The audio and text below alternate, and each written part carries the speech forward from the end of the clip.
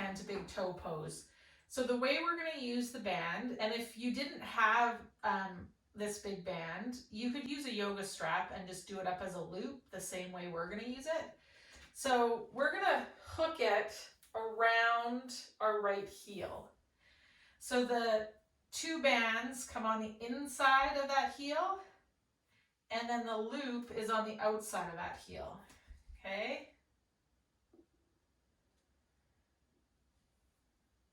So the easiest way, I'll just show you again. You take the band, I take a hand on either side of that leg, and the band is on the inside, the loop is on the inside of my leg, and I just hook it around the outside of the heel, and then bring both hands inside. And then I've got a band in each hand, and these can be kind of like a tether on a, you know, or a lead, like on a horse, that I can really control my leg and where it is. So I can use as much kind of arm as I want, and I can use as much leg as I want, okay? So holding the band, I like to bring my elbows down to the floor. So you can put as much kind of tension into the band as you want. And we're just gonna play with externally rotating the leg and then internally rotating the leg. Externally rotating the leg. So turning the toes, the right toes to the right, and then turning those right toes to the left. And I want you to just get curious about your pelvis. And I want you to start to dial in the amount of turning the leg to the right and to the left, that the pelvis just stays steady and quiet on the floor. So that'll be different for each one of us. It's almost as if so my leg's able to be quite straight, but it hasn't always been able to be this straight. So I remember when I first started practicing this, my leg was more here. And that's fine. I'm still gonna rotate my leg, my femur, to the right and to the left. So this is what it would look like if the leg was bent. So imagine you've got a pin kind of through the femur into the hip socket. We want the rotation to be of the femur primarily first, and then the rest of the leg follows. So if the leg is bent, it's going to look like this, with the foot going to the right and to the left. And if the leg's straight, it'll look like this, more like a swizzle stick turning in the hip socket, okay? And then just pause. So now the change we're going to make is we're going to take the bands and just take them to the outside of the leg. So now you're going to feel what it feels like to have the band on the outside and the loop on the inside. And that'll feel different for each of us. And again, rotate the leg. So for some of us with the band on the inside, there's going to be more support, and we're going to have more control and coordination over that rotation. And for others of us, the band on the outside is going to offer that. So notice what your experience is. Okay, then I want you to choose the position of the band that offers the greatest sense of support and communication and control and coordination of your hip. Okay? And then what we're going to play with is we're going to straighten the other leg, and we're going to start to take this leg across. So that side of the pelvis will come up, but we're going to keep the shoulders down. And it can come a little bit or a lot bit, okay? And then we're going to bring it back up. So we're going to reach across, and if as we're moving you realize, actually I want the other position of the band, go ahead, switch the position of the band. Okay, we're going to do one more across the body, adducting that leg, so the right hip will lift up. We'll get some rotation at that thoracic spine, and then we might take our head and look in the opposite direction. That's going to give us rotation above that point of the thoracic spine and into the cervical spine. And we're going to come back up to center. So now instead of adducting, we can keep this leg bent and foot firmly on the floor. We can take this leg out long. We're going to take the leg and abduct it. Take it out to the side. To whatever degree that that opposite hip is able to stay nice and quiet on the floor. You don't have to push it. Like, I don't feel a stretch sensation. So, and there was a time that I did, like, as soon as trying to take this leg, my adductors were like guitar strings, and that wanted to happen. Okay, so just stay in the range, really work the band. Okay, and play with it on switching the position, whether it's on the outside or on the inside, and see how your adductors respond. See how your hip flexors respond. Okay, one more time to the outside. And then we're going to take the band off and just take the legs out long and notice what you notice. You might feel more contact with the flesh of that right buttock. You might feel longer down the right side. You might feel the right shoulder blade heavier into the floor. You might feel stuff totally different than anything that I described, and that's perfect. So I'm just going to take a second and check in with you guys before we do the other side. How is that feeling? How's it going? My leg starts to get quite tired towards the end. Yeah, so that my hip flexor. Yeah. Okay, so before we do the other side, we're going to do something for the hip flexor and then see if it responds differently having loaded the hip flexor. Okay. Yeah. Because I definitely can relate to the hip flexor getting tired. Yes. Yeah. And how was the pelvic clock with the band? It was good, but I didn't feel the band that much. Did you use the heavier one or the lighter one? I'm using the lighter one. So you might want to try next time, try the heavier one and see if it gets you more feedback that you need. Okay. Yeah. And that's the other thing too, actually, with this other leg. Actually, instead of doing something for the hip flexor, let's just try using the other band. Yeah. Try using the heavier band and see how this other side responds with the other band. Okay, so let's go through on the other side. So coming back onto our back. And so we're going to the inside of the heel on this side. So you're going to take and loop the band around the heel. And then you've got the two ends. And again, that could be a yoga strap and you've just done it up in a loop.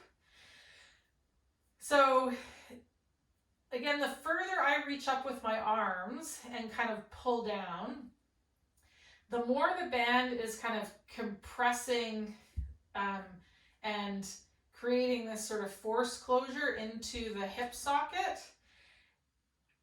And so adjust sort of how much tension. So for some of us, depending on the tone of the musculature of our hips, more of that downward input is going to feel like a hug and like we can really feel the movement in the hip clearly. And others of us, our body might respond better actually to having less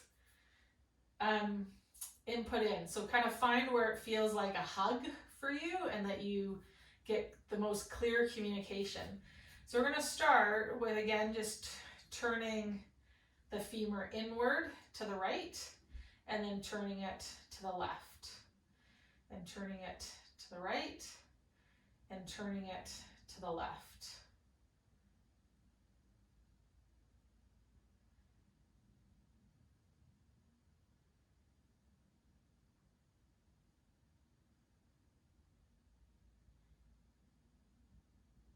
So, and if the movement, there's spots where it feels kind of clunky, that's where you might want to explore kind of more input in,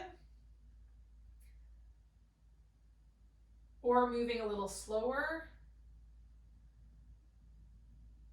kind of thinking millimeter by millimeter. Okay, last one. And then we're going to take the band and bring it to the inside of the heel and the straps on the outside. So just take a second here to notice how the leg and the hip respond with the straps on the outside of the ankle. And then again, we're gonna, so I find that those that have had like pretty good ankle sprains, they like this outer position, but I mean, that's just anecdotal. And it's because it has the band kind of pulls this outside of the heel into some E version, rather when it's on the inside, it has the outside of the heel can tend towards inversion, and that's kind of the position that happens when people strain or sprain their ankle. And so the brain is sort of like, it seems to work better for them to have the band on the outside.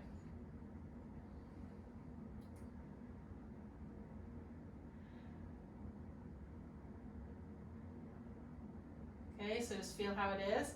So then I want you to put the band either on the outside or the inside, whichever one had you feel the clearest and the best communication for you between your foot and your hip.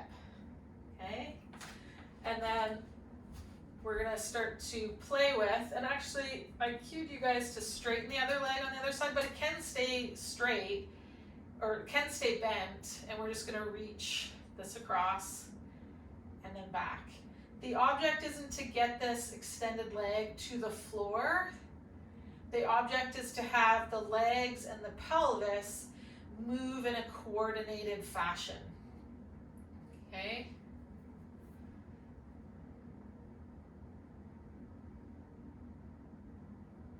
And keeping that left shoulder on the ground, and you might take your gaze to the left as the leg reaches across, because that's going to rotate above, whereas the leg is rotating the T-spine from below.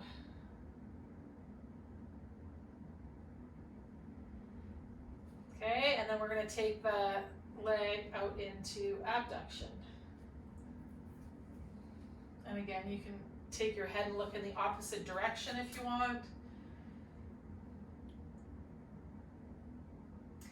Maybe it works better for you to have the band and the arm up, so there's less, it's like you're not trying to hold the leg back, but you're just offering some support so that the muscles of the hip can coordinate the lowering of the leg, the abducting of the leg.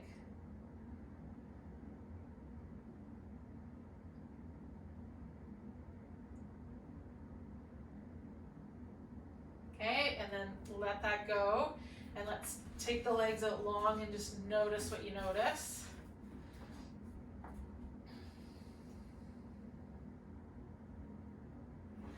And I'm curious, Erin, did the change in the band change how that felt in the hip for you? It did change how it felt, but it did still get tired or feel a little bit bunchy in the front. Okay. Okay, so let's do something for the hip flexor right now using the band. And then, yeah, and then you've got it as an option. Okay.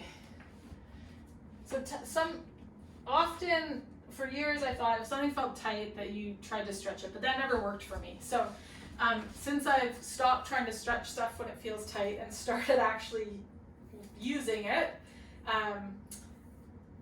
it's working out better. My tissue is feels less tight and is less tight. I've got better range of motion. So if you're someone that's stretched and it doesn't really work for you, then this might be what you need to. So the way we're going to work with the hip flexor is you're going to double up the band. Okay? We've got both hips, and the band is over one foot, the arch of it, and hooked over the knee, the left knee, okay? Then what we're gonna do is I'm gonna straighten my right leg and bring my left knee into my chest. Okay, so I'm working my left hip flexor. Then I'm going to slowly bring them back to center, because now I'm still working the front of the hip, but the band is eccentrically loading it. So again, straighten the right leg, draw the left knee into the chest. This time let's keep the right leg straight. Let the band start to win, but keep trying to pull the knee towards your head, but let the band win. Good, and then bring both knees back to center. Okay, let's do that one more time. So we're gonna bring left knee towards the shoulder, straighten out that right leg, keep the right leg straight, slowly let the band win with that left knee. You'll feel the front of your left quad, you'll feel the front of the left hip, okay, and then bring it back to center. Take the bands off and just take the legs out straight. For a second. Okay, notice what you notice there. Let's stay with that left leg for a second. Erin, was it the going across the body or abducting in Supine that you started to feel bunchy in the front of the hip? It's always internal rotation, internal movement. Ah, okay. Okay. So let's try it with the left leg, and I'm going to offer a couple of cues. Okay? So whichever way you want to have the band on, maybe you do it the same as you did before, maybe you want to do it differently. And then it's the adduction that is then taking us into some internal rotation. Okay? So what I want us to do is actually reach in and grab the flesh of our inner thighs and move it, like externally rotate that flesh. So move it out of the way. And then we're gonna come across like we did before. So that feels different for me. Yeah, I didn't realize I felt bunchy there, but I did. That feels actually a lot more spacious.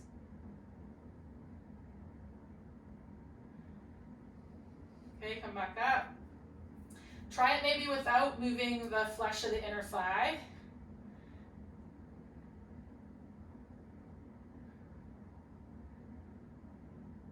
Yeah, I like the feel of it better moving it out of the way.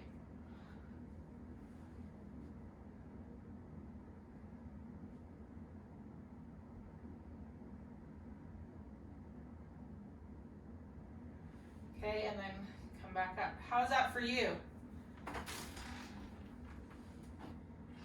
That does feel better. Okay, awesome. Also, straightening my leg more. Ah, yeah. Yeah.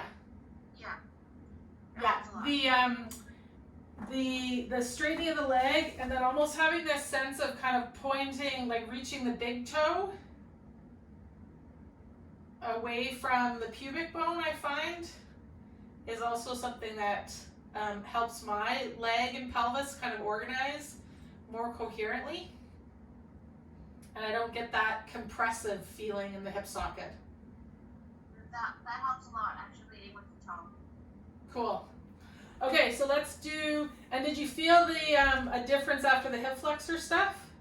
Yeah. Okay, cool. So let's do that on the other side. It's awesome.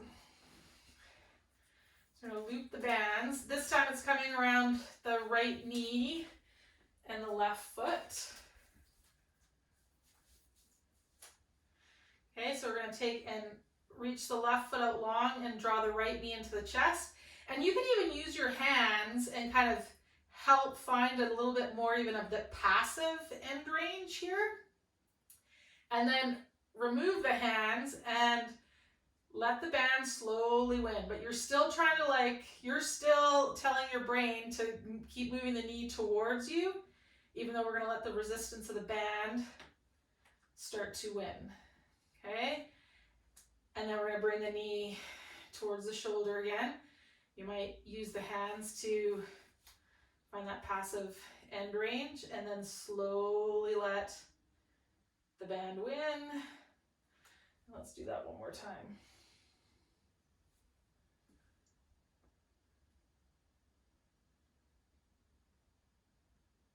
Okay, and then bring both knees back to center. Let's take the band off and just take the legs out long.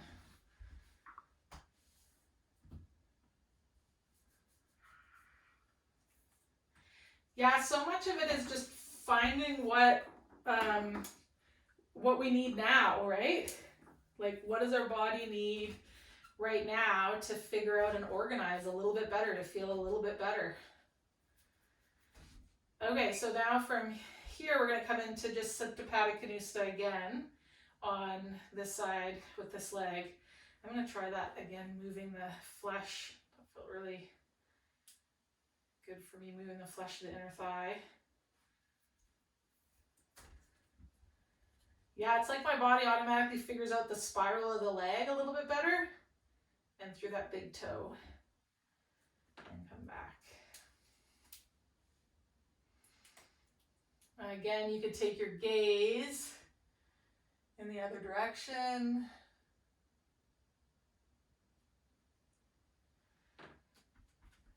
And then let's go to abduction.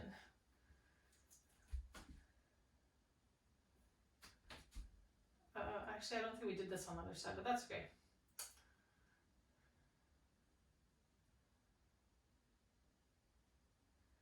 Okay, and let's take off the band and just take the legs out long.